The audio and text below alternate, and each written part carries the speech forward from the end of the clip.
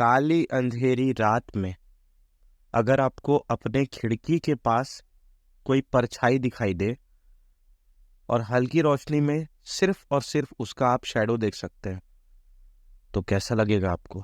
जी हाँ, मेरा नाम ऋषभ है और मेरे रूम में ऐसा ही कुछ होता है। जब जब रात होती है तो मुझे एक औरत की परछाई दिखाई देती है मेरे रूम के सामने, और वो हमेशा उस विंडो से मुझे ही देखते रहती है। मेरे साथ ऐसा क्यों होता है मुझे भी नहीं मालूम। वो परछाई हमेशा घूरती है मुझे। मैं अपने ब्लैंकेट में हमेशा सो जाता हूँ, ब्लैंकेट ओढ़ लेता हूँ और मैं उसकी तरफ नहीं देखता कभी भी। काफी दिन से ये सब चला आ रहा है मेरे साथ। कुछ दिन पहले मेरा एक दोस्त आया था मेरे रूम में रुकने के लिए। हमने सोचा कि चलो हैंग आउट करते हैं, पार्टी वार्टी करेंगे और मुझे भी एक कंपनी मिल जाएगा जिससे मेरा ध्यान जो है हटेगा इन सब चीज़ों से। हमने पार्टी की, रात हुई, आधी रात को सेम वही घटना, मुझे परछाई दिख रही है। मेरा दोस्त कहता है कि तू ऐसा क्यों कहता है, परछाई दिख रही है? मुझे तो कुछ नहीं दिख रहा है। और फिर वो इस बात पे अड़ गया कि ऐसा कुछ नहीं होता यहाँ पर, और अगर ऐसा कुछ है तो मेरे सामने आए, मुझे भी दिखाए, मैं भी देखना चाहता हूँ भाई ऐसा कौन है। ऐसा करके वो चिल्लाने लग गया। कुछ समय बाद मेरी नींद पड़ गई और जब मैं सुबह उठ के अपने दोस्त को देखता हूँ तो उसकी तबीयत इतनी ज़्यादा खराब हो गई, आंखें लाल। और मैं पूछ रहा हूँ उससे कि क्या हुआ तुझे, क्या हुआ तुझे? वो कुछ नहीं कह रहा है, कोई रिप्लाई नहीं, कुछ भी नहीं। वो सिर्फ इतना कह रहा है कि मुझे घर छोड़ दे, मुझे अच्छा नहीं लग रहा है। मैं घर छोड़ दिया उसको। उसके मम्मी पापा पूछे, बेटा इसको क्या हो गया? इसकी तबीयत आए दिन इतनी ज़्यादा खराब हो गई है जब से तुम्हारे यहाँ रुक के आए ये, तब से ये कहता है कि मुझे कोई दिखता है, मुझे कोई मुझसे बात करता है, ऐसा क्या हो गया? इस तरह की बातें सुन के उसके घर वालों ने उसका इलाज करवाने का सोचा और तबीयत तो उसकी रिकवर हो गई। लेकिन अब जो परछाई मुझे दिखती थी अब उसे दिखने लग गई। उसके रूम में जब भी वो सोता है तो उसे वो परछाई दिखाई देती है और उसे घूरते रहती है। उसके पेरेंट्स ने ज़्यादा टाइम वेस्ट ना करते हुए मौलवी जी को बुलाया। मौलवी उनके घर में आके देखते हैं और कहते हैं कि इस पे प्रेत बाधा है, प्रेत साया है इस पे, और ये लड़का जब से वहां रूम से आया है इसके साथ में कोई आ गया है, ऐसा कहते हैं मौलवी। मौलवी के कहने पे उसने एक ताबीज पहना और उसका यह कहना है कि जब भी मैं उस ताबीज को अपने गले से निकालता हूँ तब मुझे वो परछाई फिर से दिखाई देनी शुरू होती है, लेकिन सिर्फ रात के समय। दिन भर वो नॉर्मल रहता है, रात के समय उसके साथ ये सब हो रहा है। चलिए जानते हैं कि ऐसा क्यों हो रहा है उसके साथ। अब वो ठीक है, बट ऐसा क्यों होता था उसके साथ, आइए जानते हैं। मैं अपने रूम में हमेशा अकेले ही रहता हूँ। मुझे और किसी की ज़रूरत नहीं है, बिकॉज मुझे प्राइवेसी पसंद है। अकेला रहना मुझे अच्छा लगता है। मेरे रूम के जस्ट बगल में एक स्टोर रूम है जो हमेशा लॉक रहता है। रूम ओनर्स हमेशा ये कहते हैं कि उस दरवाजे को खोलना नहीं, वो हमारे पुराने सामान रखने की जगह है, that is store room. Store room में तो यूज सामान या फिर अनयूज सामान रखा जाता है ना, जो आगे फ्यूचर में काम आएगा हमारे, यही तो सोचते हैं ना हम। लेकिन उन्होंने मुझसे एक बात छुपाई थी। 3 साल पहले वहां एक लड़का हुआ करता था जिसने छुप के अपने रूम ओनर से छुपा के एक लड़की को अपने रूम में बुला लिया था। यस, दैट इज इनकरेक्ट, ये सही नहीं था। क्यों बुलाया था वही जाने। बट नेक्स्ट डे उस लड़की की वहां से लाश मिलती है। जब मामले में कार्रवाई हुई तो उस लड़के को जेल हुई और पता चला कि वो लड़की उसकी सौतेली बहन थी। रिश्ते में सौतेला होने की वजह से उसने अपने बहन को अपने रूम बुलाया और उसकी हत्या कर दी। तब से लेकर आज तक उसकी आत्मा वहीं भटक रही है और उस रूम के आसपास में जो भी रहने के लिए आता है वो उसे दिखाई देती है। वो कुछ कहना चाहती है लेकिन हम हेल्प नहीं कर सकते। कैसे हेल्प कर देंगे किसी की? मुझे तो खुद ही नहीं पता कि वो कौन थी, क्या हुआ उसके साथ। आज संडे है, मैं सोच रहा हूँ कि फिर से अपने किसी दोस्त को बुलाऊं, लेकिन हाँ, इस बार वैसा कुछ नहीं हो रहा है हमारे साथ में और सब चीज़ नॉर्मल है। मैं अपने दोस्त को बुलाता हूँ और रात के समय हम फिर से पार्टी और करते हैं। जैसे ही रात को 2:30 बजे के आसपास का टाइम था, रात का समय होता है और फिर से मुझे वो परछाई दिखाई देने लग जाती है। इस बार मुझे मेरे दोस्त को भी दिखाई देती है वो चीज़। हम समझ नहीं पाते कि ऐसा क्यों हो रहा है, तो हम उससे डरते हुए एक सवाल करते हैं कि हम ही क्यों, हमारे पीछे ही क्यों पड़ी हो तुम? क्या बिगाड़ा है हमने तुम्हारा? ऐसा क्या कर दिया जो तुम हमें ही दिखती हो? और तुम यहाँ से चले क्यों नहीं जाती? रोती हुई आवाज में लड़की कहती है, मैं माफ नहीं करूंगी उसे। मैं माफ नहीं करूंगी उसे जब तक वो मेरे सामने नहीं आ जाता। जब तक मैं उसके सामने नहीं आ जाती मैं माफ नहीं करूंगी उसे, और मैं उसी का इंतजार कर रही हूँ। बस इतना कहते ही गायब हो जाती है वो लड़की। हम रूम ओनर से बात करते हैं और तुरंत इस मामले को रातों रात बताते हैं रूम ओनर को। उनसे पूछताछ भी करते हैं कि ऐसा क्यों हो रहा है, हम इस रूम को तुरंत छोड़ रहे हैं और हम इस रूम में नहीं रह सकते। काफ़ी रिक्वेस्ट करने के बाद में रूम ओनर की बात हम समझ पाते हैं। वो कहते हैं कि बेटा, हमारा जो घर है उसका काफ़ी जो हिस्सा है वो रेंट से ही चलता है, और अगर आप लोग भी चले जाओगे तो यहाँ पर हमारी काफ़ी बदनामी होगी और हमारे रूम में क्या, हमारे घर के आसपास भी कोई नहीं रुकेगा। तो प्लीज़ आप लोग कहीं मत जाओ। हम उस लड़की के घर वालों से बात करते हैं।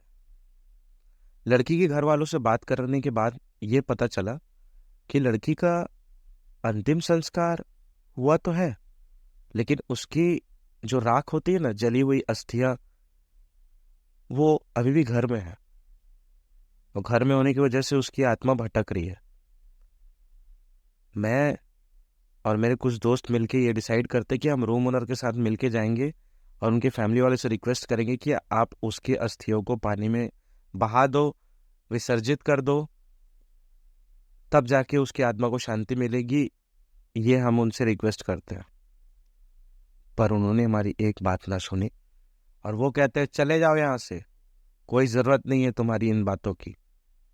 हम अपनी बेटी के साथ खुश हैं और हमारी बेटी हमारे साथ ही रहती है। ये बात सुन के हमें तो इतना ज़्यादा शौक लगा कि हम 5 मिनट तक कुछ कह ही नहीं पाए। हम यही सोच रहे थे कि आप क्या बोल रहे हैं, आपको मालूम है? उसके घर वालों ने कहा कि उसके साथ गलत हुआ है और जब तक उसका वो बदला नहीं लेगी तो आप विसर्जन कर लो या कुछ कर लो, वो नहीं छोड़ने वाली। ये बात सुन के मैंने डिसाइड किया कि अब रूम में नहीं रहूंगा। कुछ भी हो जाए मैं इस रूम को छोड़ दूंगा, और मैंने रूम छोड़ भी दिया। कुछ समय बाद मुझे रूम ओनर का फ़ोन आता है कि उनके बेटी की तबीयत खराब होनी शुरू हो गई है और वही सेम कहानी उसके साथ भी रिपीट होना शुरू। रूम के पास किसी का होना महसूस होना, कपड़े इधर उधर फेंकाए होना, बेड पूरा उथल पुथल। हर वक्त ऐसा लगता था कि कोई साथ में ही बैठा हुआ है और कान के पास में कुछ फुसफुसा रहा है। और सिर्फ एक आवाज, बदला, बदला चाहिए मुझे, बदला। रूम ओनर की काफ़ी रिक्वेस्ट में मैं वापस आता हूँ, उनसे बात करता हूँ और पूछता हूँ कि आप इसको कुछ इलाज करवाते क्यों नहीं? अब उसके घर वाले नहीं मान रहे तो आप अपनी तरफ से कुछ करवाइए, कुछ पूजा करवाइए या कुछ कुछ भी करवा सकते करवाइए, बस इसको ठीक करिए, तभी ये आपके लाइफ से जाएगी, नहीं तो नहीं जाएगी। रूम ओनर रोते हुए मुझसे सिर्फ यही कहते हैं कि बेटा, हमने बहुत प्रयास कर लिया, काफ़ी ट्राई कर लिया, लेकिन ये हमारे लाइफ से ये प्रॉब्लम ख़त्म नहीं हो रही है। अब तुम ही कुछ बताओ, क्योंकि तुम ही उससे बात कर सकते हो और पिछले बार उसने तुमसे कुछ बात किया था और तुम्हें अपनी कहानी बताई थी, तो तुम ही कुछ करो।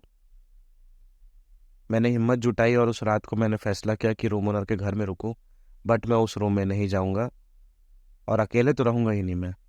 इस रात मैं रुकता हूँ रूम ओनर के साथ में। रात को सेम इंसिडेंट फिर से होता है। वो लड़की आती है वापस और वो यही कहती है कि मुझे बदला चाहिए, और जब तक मेरा बदला पूरा नहीं होगा तब तक मैं ये रूम छोड़ के नहीं जाऊंगी। मतलब कि उसके सौतेले भाई को बुलाओ, तब वो उसको साथ में गलत करेगी। मतलब कि उसकी जब तक डेथ नहीं हो जाती तब तक वो वहीं रहेगी। हमने सिर्फ उसे एक ही चीज़ कहा कि उसकी सज़ा उसको मिल चुकी है, और तुम्हारे साथ गलत हुआ उसका हमें बहुत ज़्यादा अफसोस है। अब प्लीज़ तुम ये रूम छोड़ दो। ये सब बात सुन के वो हंसने लग गई, और हंसते हंसते अपने मुंह को नोच लिया उसने।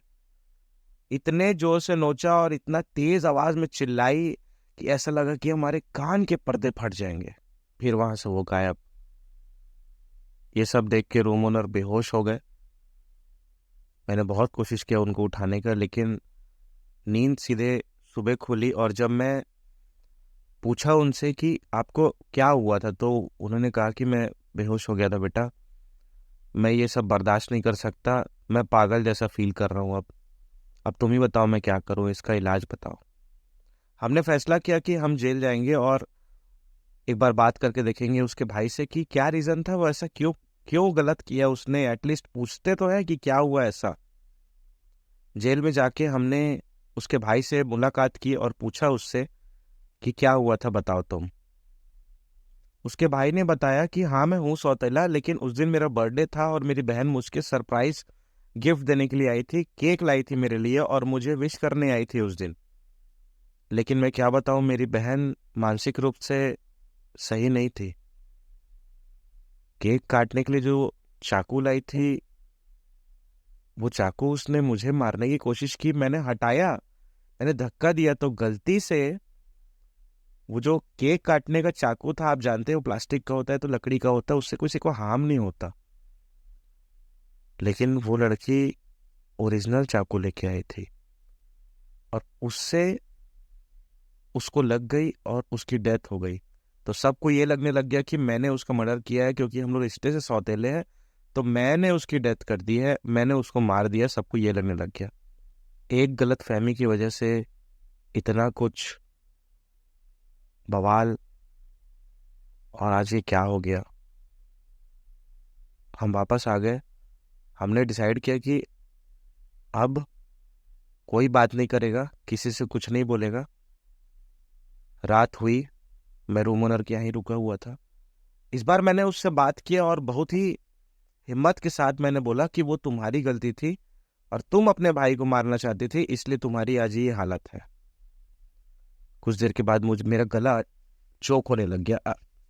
ऐ- ऐसा लगा कि मेरा गर्दन किसी ने जोर से पकड़ रखा है। मैंने चिल्लाया, छोड़ दो मुझे, और जब तक तुम मुझे नहीं छोड़ोगी तो तुम्हारा बदला पूरा नहीं होगा। जैसे ही मैंने ऐसा बोलने की कोशिश किया या हल्की सी आवाज आई, तो मेरा गर्दन छोड़ दिया उसने। हमने कहा कि तुम्हारा बदला पूरा हो चुका है और लड़का मर चुका है, जेल में उसके साथ में हादसा हुआ है और उसकी डेथ हो गई है। ये बात सुनने के बाद उसकी आत्मा हमारे सामने आई। एक शैडो दिखी हमें ब्लैक कलर की, और वो चिल्लाने लग गई कि बदला पूरा हुआ, अब मैं जा रही हूं यहां से। अब वहां से वो आत्मा चली गई है। रूम ओनर भी नॉर्मल है, उसका बेटा भी नॉर्मल है। जाने अनजाने में मैं किस कहानी के चक्कर में पड़ गया था मुझे भी पता नहीं, लेकिन मैंने गलत किया सही किया, आई डोंट नो। लेकिन आज भी ना, स्टोर रूम का नाम सुन के मुझे कुछ होने लग जाता है। ऐसा लगता है कि कोई आसपास है मेरे। यही थी मेरी कहानी। अगर आपको ये कहानी पसंद आई है तो कमेंट करिए, चैनल को सब्सक्राइब करिए, लाइक करना ना भूलें, और अपने फ्रेंड्स के साथ शेयर करिए ये कहानी। अगर आपके पास में ही ऐसा कोई रियल इंसिडेंट है, आप हमारे चैनल में कमेंट सेक्शन में जाके फॉरवर्ड कर सकते हैं अपनी story. We will reply you soon. Thank you so much for listening.